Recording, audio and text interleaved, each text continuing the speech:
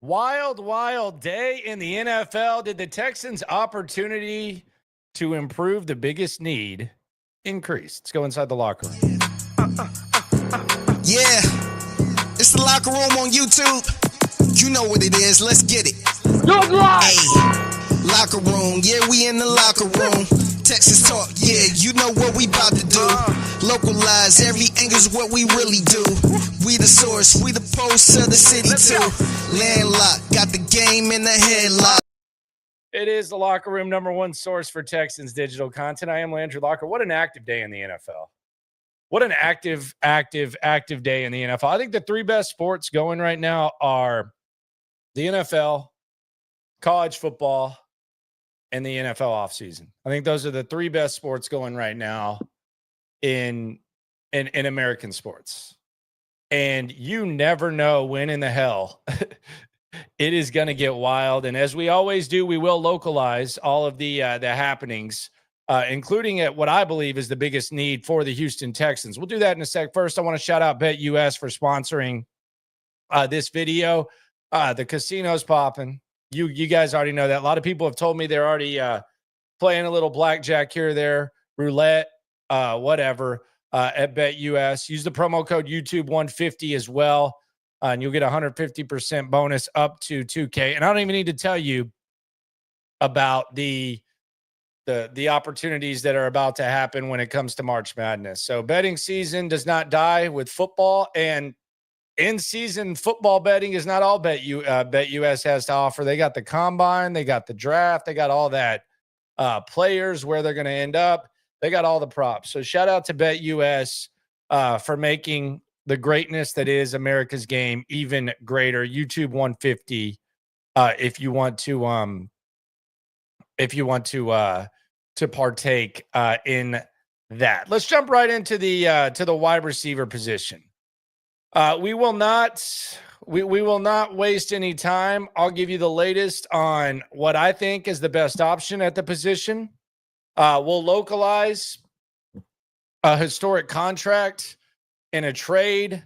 And we'll also talk about something that's being telegraphed right now. But let's just react to the wild ass day in the NFL at the wide receiver position. This is what we woke up to. So we started off with the news that Tyler Lockett was getting released by the Seahawks. No surprise there. We kind of anticipated that. Tyler Lockett makes me feel old as balls, not going to lie. The Lockett name in the purple, the K-State, all that has been an active thing for a long time. And he's been a hell of a player. He's been a hell of a player, much like his pops was. Tyler Lockett's been an excellent player in the NFL. And I think he's probably maximized about everything that you could expect from him. He's maximized. And he still has a little bit left, and we don't know where he's going to end up. But Tyler Lockett, no surprise, he's on the market.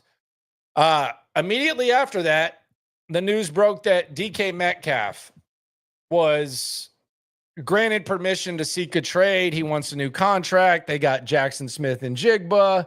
I guess they don't think wide receiver's a pressing need. So DK Metcalf is now, he's got permission to seek a trade. I'll be honest. I think that it seems, and this is just me, this is just initial reaction. Doesn't it seem kind of like Davante Adams is heading to Seattle? He gets released yesterday. There's talk that he just wants to be on the West Coast. Seattle has JSN. Now they're getting rid of Tyler Lockett, and they're entertaining the possibility of getting rid of DK Metcalf. They've cleared up a lot of cap space. Does it feel like maybe the Davante Adams is going to go to Seattle? They're going to try to get something for DK Metcalf. They're going to move on from Tyler Lockett. I don't know. I mean, that's my speculation. The speculation today with Tyler Lockett was he's going to go to the Raiders. He's going to get reunited with Pete Carroll. And that's a possibility. But who's going to be throwing him the football? Like at this point in his career, Tyler Lockett, he's from Oklahoma. Does he want to go to Las Vegas and play with who knows who at quarterback? Might be Aaron Rodgers. which could be appealing for him.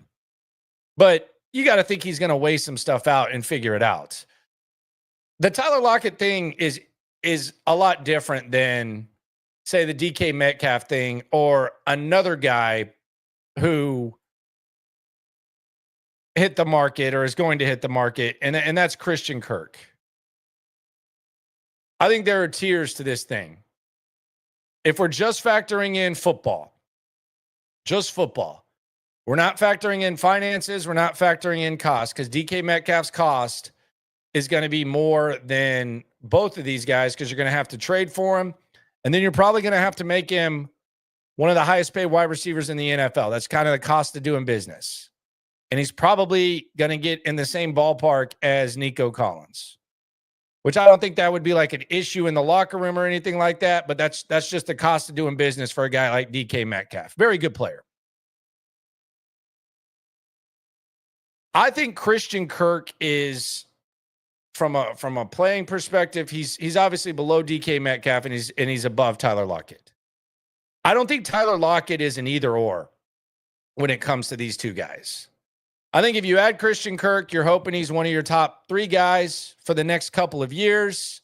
You hope that at age 28, coming off the collarbone injury, that him and CJ Stroud develop chemistry. CJ Stroud has what I think he needs badly in a slot threat and a guy that can make plays. And Christian Kirk is that guy. DK Metcalf, you hope that him and Nico Collins are one of the best wide receiver duos in the league. And quite frankly, if you want the return on investment that you would have spent on those guys, then that's what you would need to get. Now, I don't know what the cost is for DK Metcalf. And that's where we'll start as we break these 3 guys down in the locker room. Number 1 source for Texans digital content. Shout out to everyone that is swarming in the chat. You ain't never hate. Swarm. Appreciate y'all for rolling through, riding with me here, as well as on SNL. 4:00 every day with myself and Cody Stoots. By the way, I still think it's possible that Aaron Wilson said buddy. He's saying Cody. I think the buddy thing is still alive, but I'm gonna let Stoots have that one. I'm gonna let him have that one. So, what would the price be for DK Metcalf is the question I have. It's not a first rounder. Is it a second or third or later? Like, how desperate is Seattle to move him? And does the fact that he wants a new contract get factored into the discussion? In other words, does the price kind of drop? I don't know. Does a player of DK Metcalf's caliber automatically warrant a second? I don't think so. I mean, we see guys go for bargains all the time. The Texans don't ever seem to get bargains on trades unless they have the Deshaun Watson situation. If you look at the price of like what wide receivers in the same category as Stephon Diggs are going for, they either get released and they damn sure don't get traded to trade back 19 spots. But what is the price for DK Metcalf? What's the most that they would be willing to go? I don't want to give up my second. Some people say, yeah, let's give up the second. Man, second is a valuable pick. That is the money zone for the Texans. And quite frankly, they need to start building some guys on rookie contracts. They need to start developing some guys on rookie contracts at some point. But if the price is a third and DK Metcalf's one of the highest paid wide receivers in the NFL, is that better than Christian Kirk and still having draft equity and freedom to be able to do some things?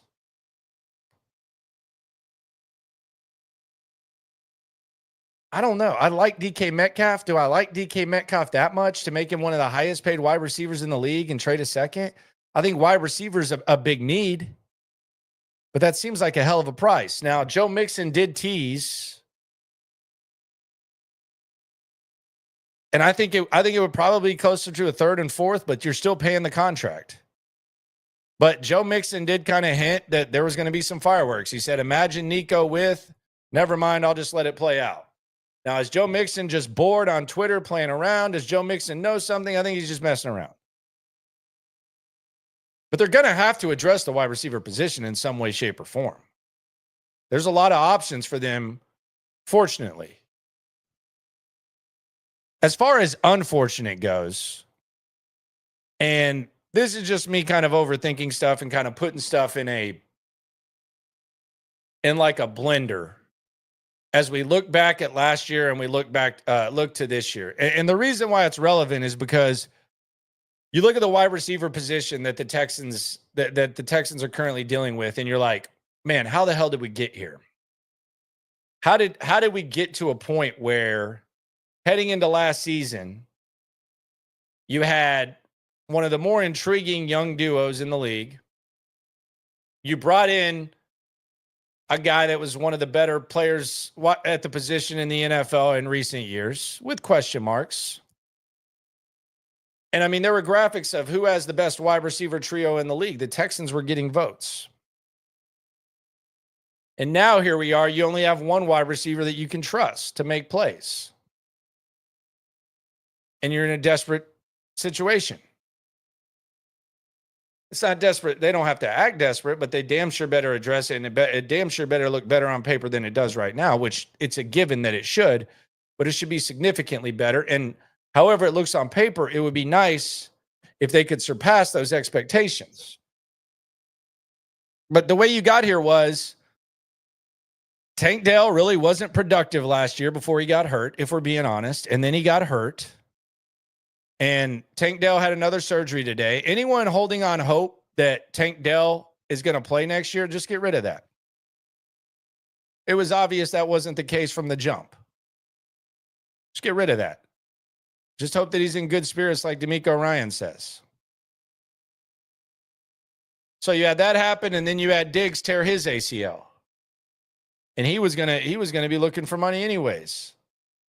The Diggs thing's kind of interesting. What if Diggs does ball out? Then what are they doing? Are they just willing to give him like a 3-4 year deal in his 30s?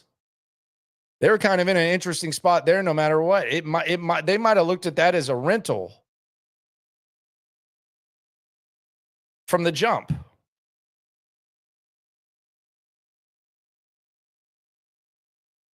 So that's how we got here. That's how we got to this situation. Tank Dell got hurt, Diggs got hurt, and now you're desperate at wide receiver. So we're talking about DK Metcalf. They always talk about how timing is everything. I said this on SNL. I really just wish that DK Metcalf had been available last year, because I think it would have been a no-brainer last year with what you were dealing with, what the other options were. It would have been ideal.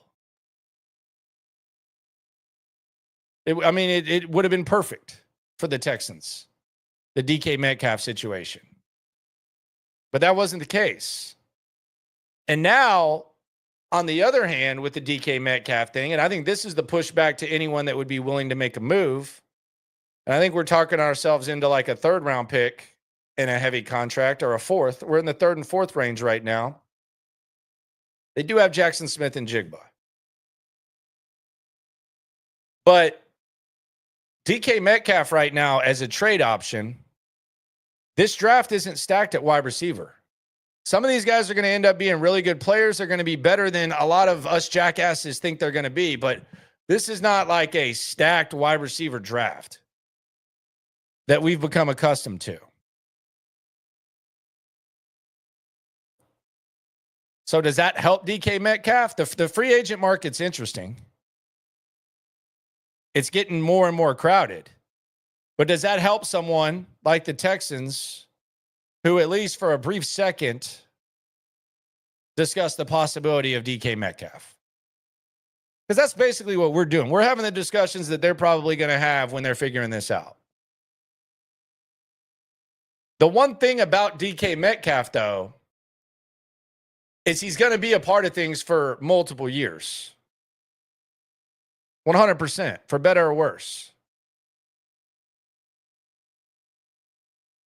I like Christian Kirk. I don't know how much longer Christian Kirk's going to be a productive player. He wasn't productive this year. I think you can kind of blame a lot of it on Trevor Lawrence.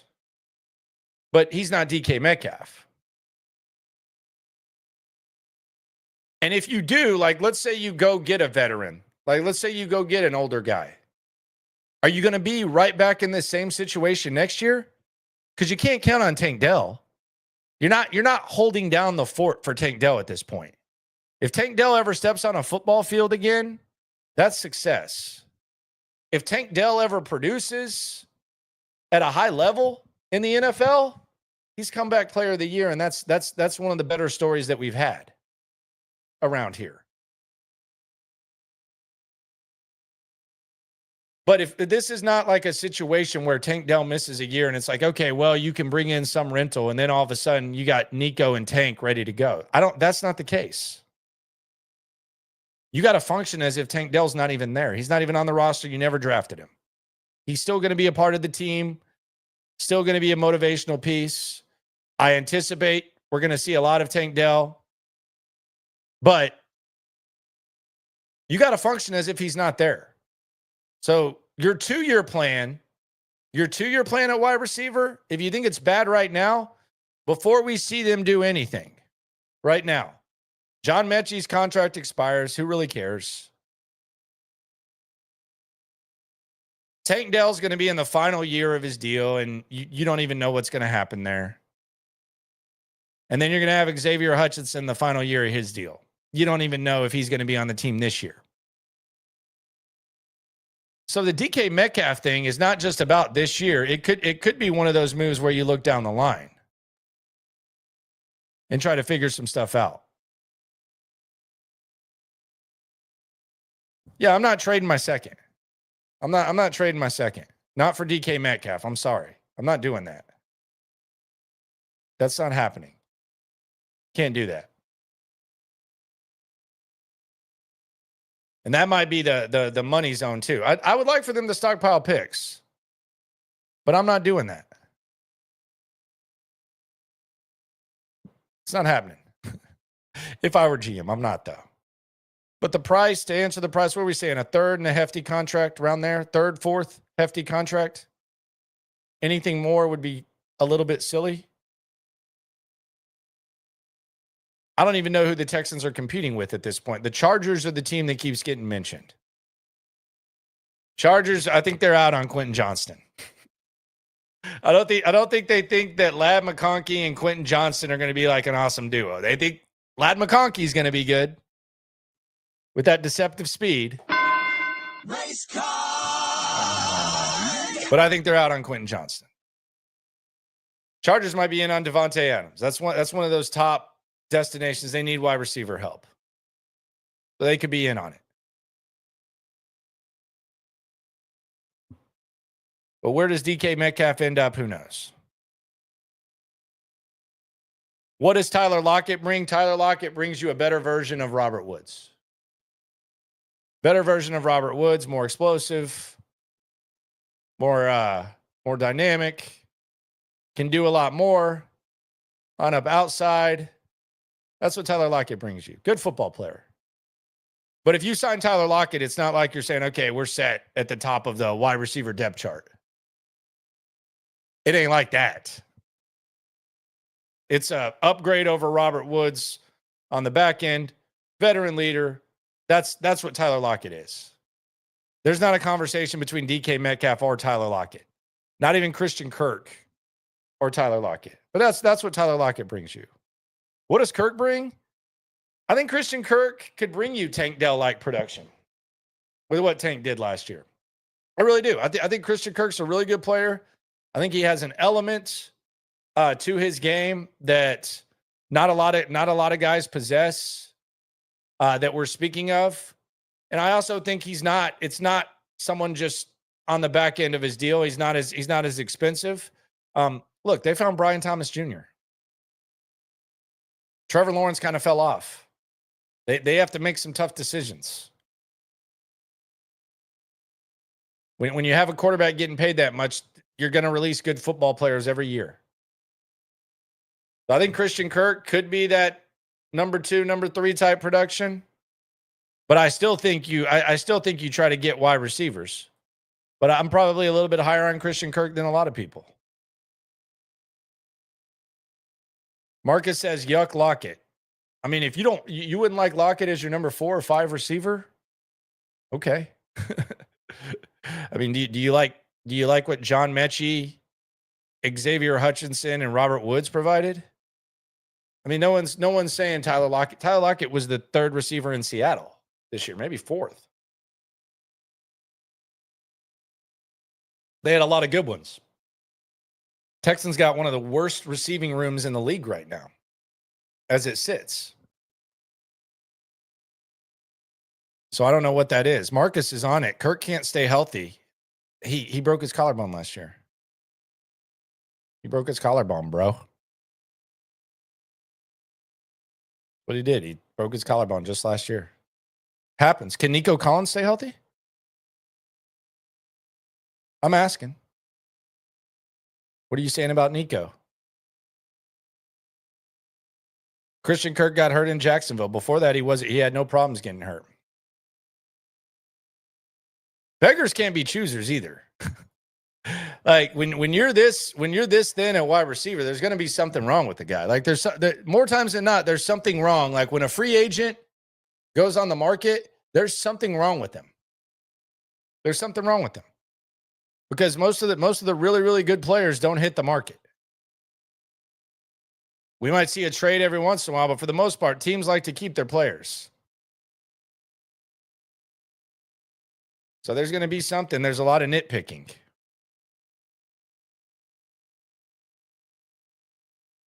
Chase says people hate when you bring up Nico's health. It's a problem. He's had 1 year where it wasn't a problem. Last year, he missed 2 months.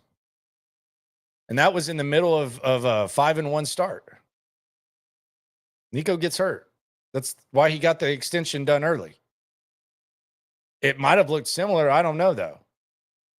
I mean, maybe they were cautious with him because he had the extension. Nico gets hurt. He misses games. He gets banged up. That's what's happened.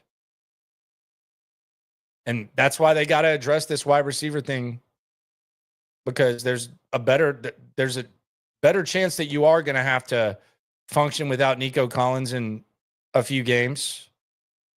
There's a better chance that you're going to have to than there is a chance that you're not going to have to. Nico gets hurt. So your number 2 wide receiver is going to have to be your number 1, maybe a handful of times.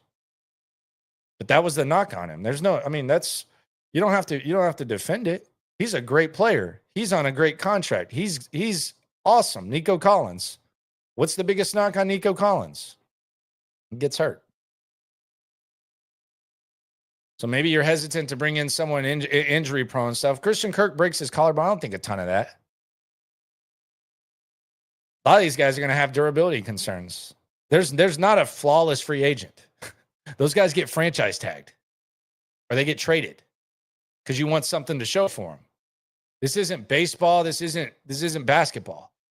There's no franchise tag in basketball. There's no franchise tag in baseball. So every free agent is flawed. I've heard people say, sign Darius Slayton. Why? I mean, unless you're getting like some 1-year deal. Like you're telling me because there's all these flawed players that Darius Slayton is worth signing. Darius Slayton's been in the league 6 years. He's never had over 800 yards. Darius Slayton's that's a crazy idea to me. If you're giving him multiple years. Another option that we've talked about, and this was an update from Adam Schefter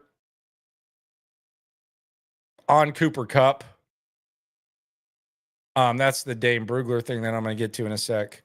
But Adam Schefter says Rams GM Les Snead on whether there's a scenario in which Cooper Kupp returns to the team next season. He said there is a scenario, but when you get into probabilities, that would be the least likely.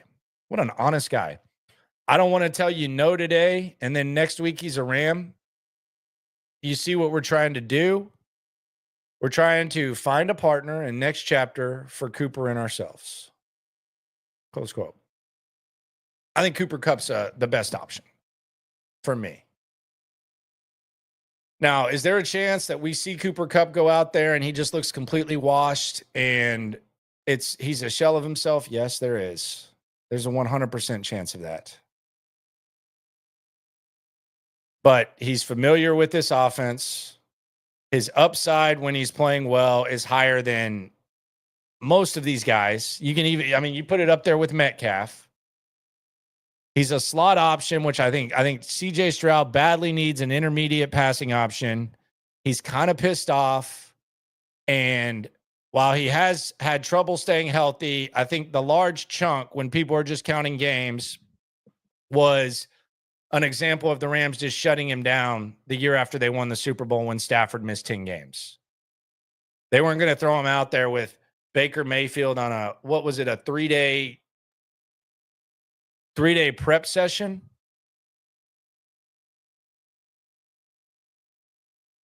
That was a tough season for them. But yeah, there are questions about Cooper Kupp's health. But I think as far as like the upside of what Cooper Kupp can do on a football field, what he can provide, and the cost. Like DK Metcalf, it's not just the contract. And quite frankly, once you start paying DK Metcalf like he's one of the best wide receivers in the NFL, things kind of change. It's cool when you see him out there when he's a day 2 draft pick and he's freakishly doing all the things that he does, but this is a lot different now. He wasn't the best wide receiver on Seattle last year. That was Jackson Smith-Njigba. JSN's better than him right now. So he's the number 2 in Seattle. And now, because of the nature of free agency / contracts, you're going to pay him like he's that. That just doesn't seem like a recipe for success. As much as I like what the Texans have going, I don't know that just completely puts him over the top. And I'm not 100% certain that DK Metcalf's just going to go out there and ball. Do you think there's a chance DK Metcalf's played his best football? Maybe. Cooper Kupp, probably so. I mean, he was a record-setting Super Bowl MVP caliber player. But I don't think you're giving up much for Cooper Kupp. And I think Cooper Kupp's going to give you more elements. And I still think you draft receivers, and I still think you're in the market for the lower-end receivers and perhaps drafting, depending on what they think. But for me, Cooper Kupp's the best option when you factor in cost and everything. That's where I'm at. I don't think it's just a 100% DK Metcalf's better than Cooper Kupp discussion. When that mofo goes out there and balls, we saw it this year. He balls.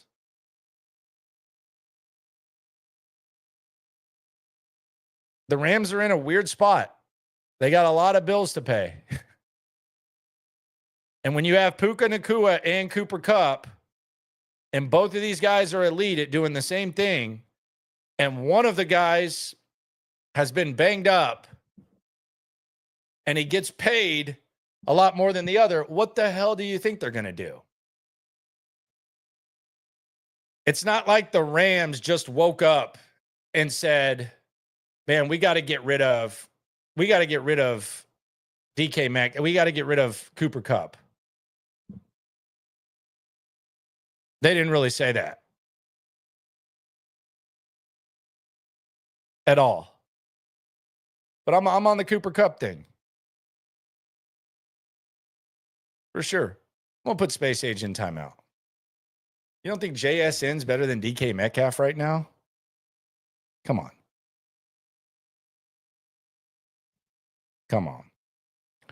Jeremy says on the chat, he's speaking statistics, I believe. Don't know. Chase says LMAO second half of the season, JSN took over that receiver. Yeah, JSN, I'm in the moment. JSN's not better. So you're telling me you would rather have, salary aside, you wouldn't take Jackson Smith-Njigba over DK Metcalf? Come on. Ryan bringing up painful things, I can tell, on the soup. Considering Diggs cost a second last year, no clue telling what DK or Kupp would cost Nick. No, I disagree. I think the Diggs thing was essentially a trade back of 19 spots. They factored in the Minnesota pick and knew what they were doing before. They did that when they made that weird ass pre-draft day trade. But no, I don't think either one of those are costing that much. I think it's fair to say that they might have overpaid a little bit for Diggs. I don't know who they were going against that. Don't think that. But the DK Metcalf, not opposed to it, but just I'm more on the Cooper Kupp right now. 2 years, 2-year commitment.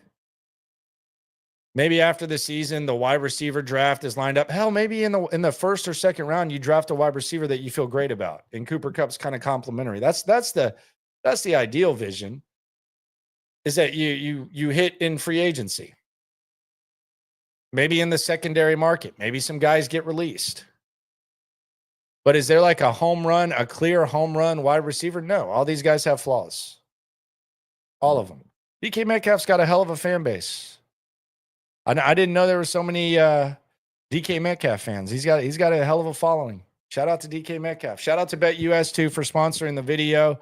YouTube 150, 150% bonus, up to 2K. The casino. I'm probably gonna play some blackjack after this, to be honest. Play a little bit of game of chance. And the basketball's going. They got the live wagers. They got the NFL offseason stuff. Shout out to BetUS, the best in the online betting game. So yeah, that's where we're at there with the wide receiver position. And does the offseason layout make Metcalf make more sense based on the fact that Tank Dell is no longer going to should be like thought of in your like very impactful plans. I think that's fair to say. And the wide receiver draft is what it is. Maybe they're willing to pay a little bit more. Don't know. It would look really weird though after the Diggs trade when you combine it. Like we like to do the combined what is it? The combined Deshaun Watson trade. Like let's combine the Diggs and DK Metcalf trades and see what you have to show for that. That would be a tough one for sure. But wide receiver position, wild ass day in the NFL. No doubt. Other news to localize here in the locker room. Number one source for Texans digital content. So we had a trade today with the Chiefs and the Bears. Joe Tunney traded to the Chicago Bears. So the Chicago Bears are in year 2, as the Texans were a year ago, of Caleb Williams' rookie deal. They don't feel as good about Caleb Williams as the Texans did about CJ Stroud. That goes without saying. Those not quite a proportional comparison when it comes to their rookie seasons. I think we know that. But the situation is identical in that they have a lot of cap space. They're trying to build a young core. And as part of that, they're aggressively trying to improve the offensive line. So they trade for Tunney. The Chiefs kind of moving on from him. And the Bears are bringing him in. Probably to play guard, probably not tackle. No emergency situation. I'm telling y'all, this is the lesson that we need to learn when it comes to what happens once you have players on both sides of the ball making a lot of money. When you have Patrick Mahomes, you have Travis Kelce, you're trying to pay another offensive lineman, you have Chris Jones, who was the highest paid non-quarterback in history before someone else got that. I'm going to localize that as well. You have to say goodbye to good players. And it's inevitable. Now, the Chiefs are in a situation where it's Super Bowl or bust. So you're not going to have to be too proactive and you're not going to have to be too crazy with these moves, but they happen. Last year, they had to say goodbye to Snead. This time, they had to say goodbye to Tunney. So that's going to happen with the Texans, especially once they start paying these elite players. This is not anything that you don't know. I emphasize this every time we talk about roster management when it comes to the Texans. So you guys already know this, guys and gals. But here's something that I do find interesting. And you guys can take this wherever you want to take it. I just think this is interesting. So the Chicago Bears had one of the worst offensive lines in the NFL last year. Sound familiar? Their young quarterback got roughed the F up behind that offensive line last year. Sound familiar? So they obviously want to improve those guys no matter what, and they want to bring in better offensive linemen, which most teams in that situation would want to. I think if you could just completely overhaul with no cash consideration and unlimited draft equity, I think anyone would get rid of the Texans like interior offensive line. But the Bears are trying to fix theirs.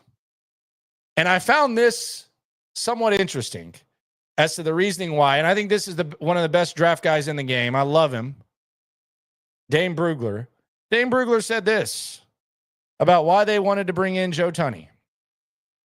Quote, obviously Tunney is a major upgrade talent-wise, but talking to people close to the organization, the number one thing missing from the Bears offensive line room, one of the worst offensive lines in the game, was leadership. Tunney brings a much-needed veteran voice. So leadership is important on the offensive line. That was one of the big issues with the Bears offensive line. And I don't know if every crappy offensive line lacks leadership. I would tend to think so. But it is interesting that that's something that the Bears value. They don't just value bringing in guys and fitting, 5 names in front of the quarterback. They want leadership on their offensive line, continuity on their offensive line. Iron sharpens iron. I've heard that 475 times now during the DeMeco Ryans era. What is the opposite of that? I'm just asking.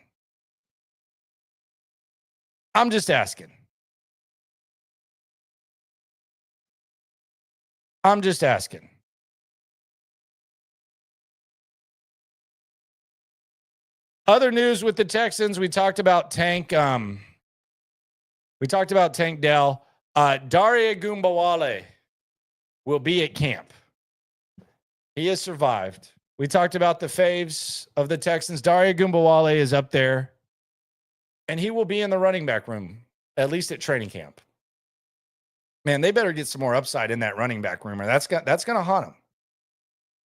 I think it kind of haunted them this year with the way they handled Akers and everything else. But they can't quit a Gumbawale. And shout out to him for maximizing every effing ounce of what he's got. Shout out to him. Because if every player maximized what they had like Daria Gumbawale, man. Insane.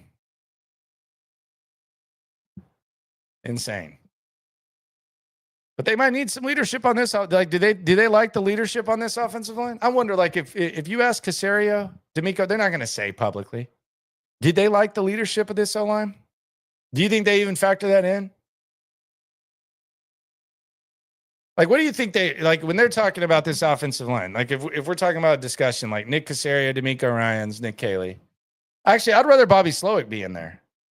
I want pissed off Bobby there. Damn it, Bobby. Now that the articles are getting written and Bobby Slowick's getting thrown out the bus, we might get pissed off Bobby Slowick. Like if they sat around and let's say they're having beers or whatever. What do you think that they're saying like is the problem with this offensive line? Do you think leadership comes up at all?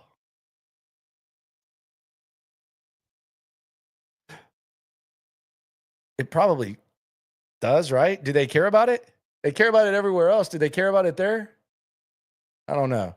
Jake Asman on the super chat says, roll the Mixon. Oh my God. One day we'll tell you what that means.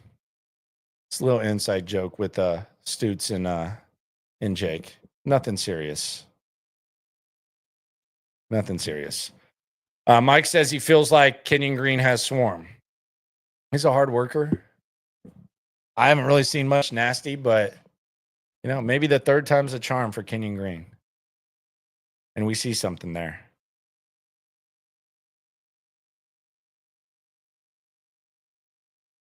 I think it's time to move away from the Kenyon Greens, the Titus Howards, and just start looking at the offensive line as a whole. We need to quit individualizing the offensive line. We need to start treating the two-time highest paid offensive lineman of all time like we do quarterbacks, like we do basketball players, where how your team performs, it's on you.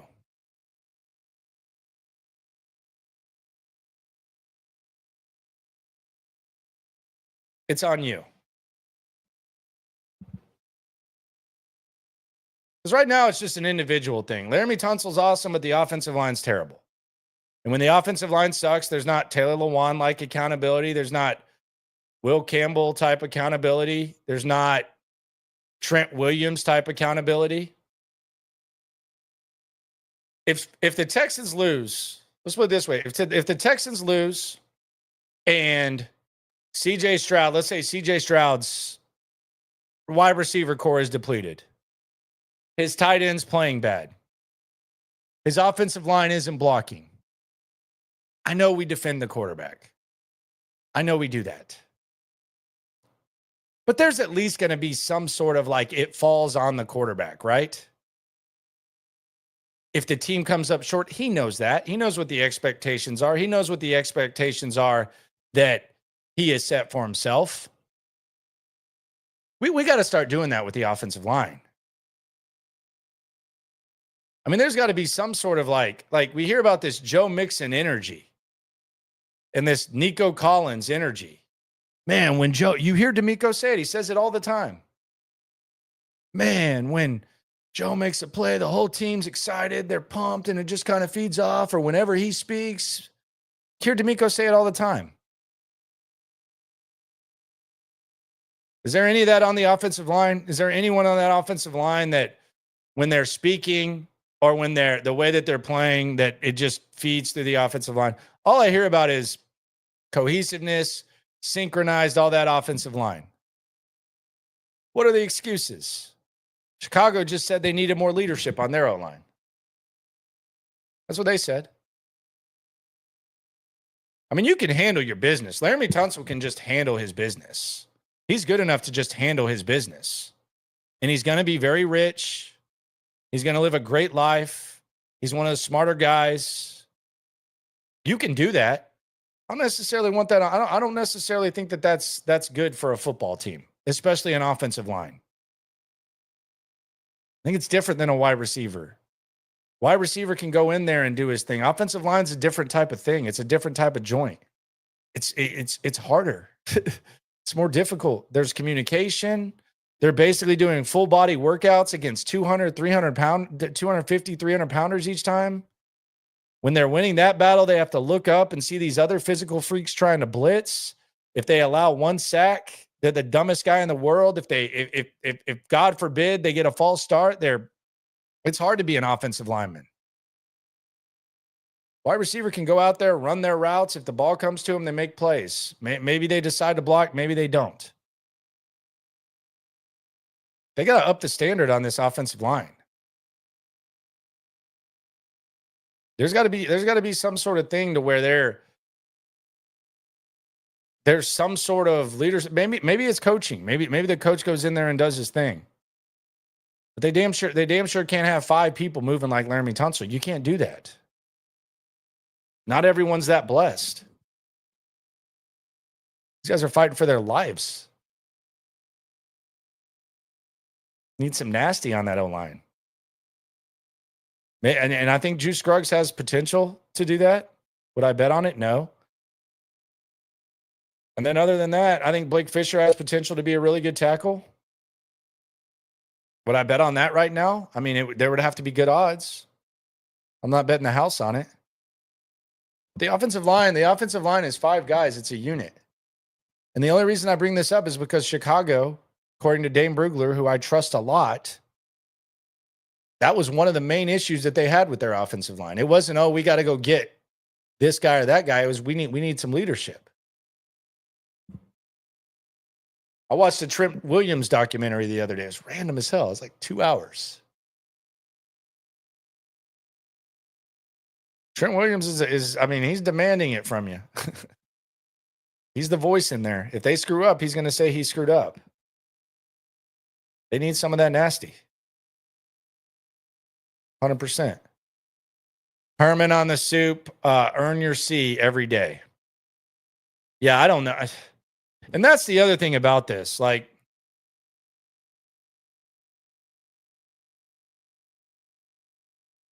there's no distaste or anything for anyone in that locker room. And I always find that pretty amusing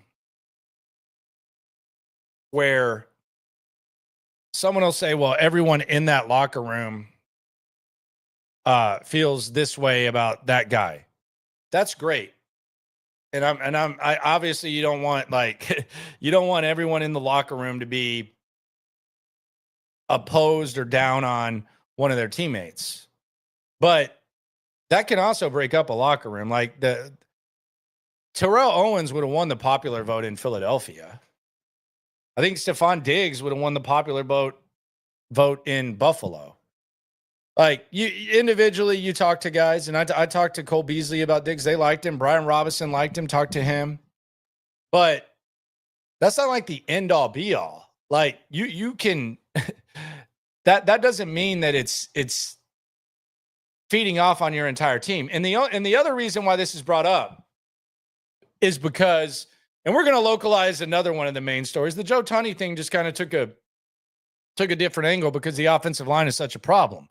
And I think there's like this notion, well, we got to invest in the offensive line. They're more invested in the offensive line than anyone. For whatever reason, it's not good. It's probably poor evaluation, a combination of a lot of things. So they've invested, but there's got to be more to it. Like, it's not like every good offensive line in the NFL was built with first-round picks, high-paid free agents. It's not really how it works. Like, at certain positions, you definitely got to invest. You got to use early draft picks on guys like Tunsil and guys like Blake Fisher. You got to do that. But the offensive line, there's got to be a little bit more to it than just plugging guys in. That's the localized version of the Joe Tunney thing. Back to the soup, Space Age. He's on one today. You ain't never hate. Swarm. He's been on this obsessive Jackson Smith and Jigba DK Metcalf thing. And shout out to Space Age. He's always an interesting character in the chat. He says, want to see how JSN does without DK's presence. I'll revisit this later, Landry. Go ahead. Go ahead and do that. We'll see how that works. How JSN does. So all the good things that JSN did was DK Metcalf. We'll see how that works. We will revisit it. Mike M. He's bringing up the choir boy. I'm worried there are too many holy rollers in that locker room. Might need a little more questionable guys. I don't know that they got all choir boys in the locker room. I would disagree with that.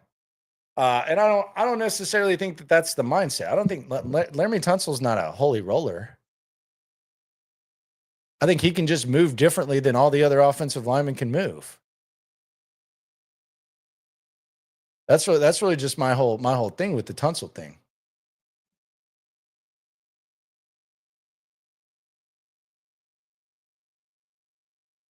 Localizing the Max Crosby contract. And this is a big one. It's a big contract for Max. Well, Max got paid. Highest paid non-QB. 3 years, $106 million for Max Crosby. He said it's an honor to be held for that high standard. The extension averages 35.5 milli per season. It puts him above Justin Jefferson, Nick Bosa, CeeDee Lamb, among others. Here's my thing with this. Some people might say, well, what the hell does this got to do with anything? think it has to do a lot because Will Anderson's going to be due for an extension next year. I don't think Will's better than Max Crosby right now, but I think his arrow is pointing up. And this is kind of going to be the ballpark where Will Anderson's probably going to start negotiations. His agent, she's a sharp lady. She's going to have Bijan Robinson too. But this is going to be like, you look at this price tag. I'm not saying Will Anderson's going to get the 30 mil, although the cap might jump up and this might look like kind of a bargain. But Will Anderson's going to be like kind of in that range. I mean, you're talking a lot of money with him and CJ when the bills come up with Will Anderson. So just keep an eye on this contract. I mean, these are 2 Pro Bowl caliber guys. That's gonna be a market setter, and that's gonna be where you're talking about. So I think sometimes we forget about Will Anderson when we're talking about the CJ Stroud rookie contract. But I mean, it's going to be 80-ish plus million for CJ Stroud and Will Anderson once those deals are up. And Derek Stingley's going to be making damn near 25, 26 if he's making what he makes. So before you talk about trading draft picks, to circle this back to how we started this stream, before you start talking about trading draft picks, just realize it might be in their best interest to start getting some young guys that are on those favorable contracts, because there's going to be nothing favorable about CJ Stroud. There's going to be nothing favorable about Will Anderson's contract. There's going to be nothing favorable about Derek Stingley's contract. They're going to get what they deserve. Now, maybe you decide to say goodbye to those guys. We're not even talking about Laramie Tunsil. Laramie Tunsil is going to get every penny. He squeezed every penny out of this organization.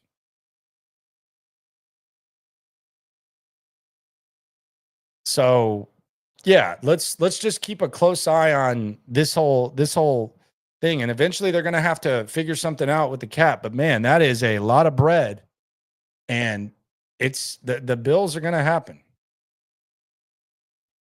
The bills are going to happen, and they're going to have to figure it out. Corey, come on, who should we trade, CJ or Will? No, I mean, I think you gotta move on from Tunsil eventually. Hopefully, you have an exit plan. And hopefully Blake Fisher looks good enough to where you can throw him at left tackle and they can figure some stuff out. I like the idea of Laramie Tunsil being like one of the highest paid offensive linemen in the NFL on this team just seems a little crazy to me 2 years from now. But that's really what you're going to have to do. And then we'll see what the CJ deal looks like. So I just think there could be an addition to subtraction element with Laramie Tunsil. The people say, well, what are you going to do? You got to protect your quarterback. Okay, yeah, that's fine, obviously. I mean, they won 11 games with Julian Davenport at left tackle.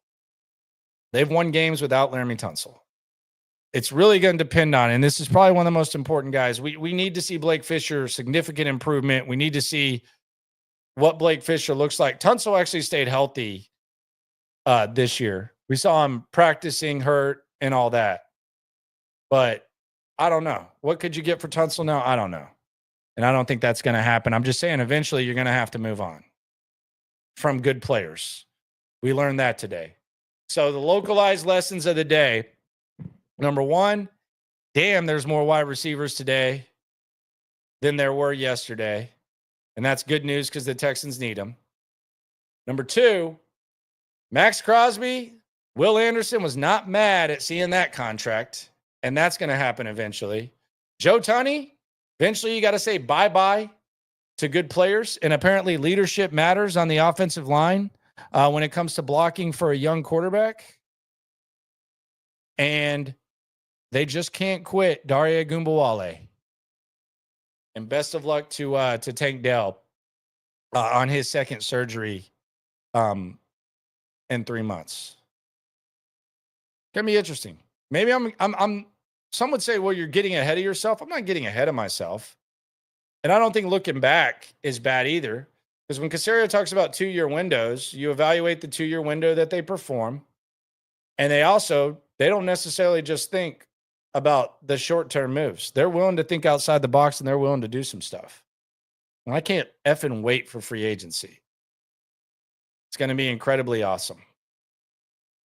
And I look forward to it big time. Appreciate y'all for coming through. Shout out to everyone on the chat. Space Age, you too. Even though you hate JSN for whatever reason. Subscribe, like, ride along. Always remember, when it comes to this Texan stuff, we're all in it together. Appreciate y'all for coming through. Every time, can't stop, won't stop. Yeah, we top 2 and we not too. Plugged in daily digital on YouTube. We got taste for days. Opinions to give, we got takeaways. If it's up, then it's up. We number 1. You don't need to try your luck. Locker room, yeah, we in the locker room. Texas talk, yeah, you know what.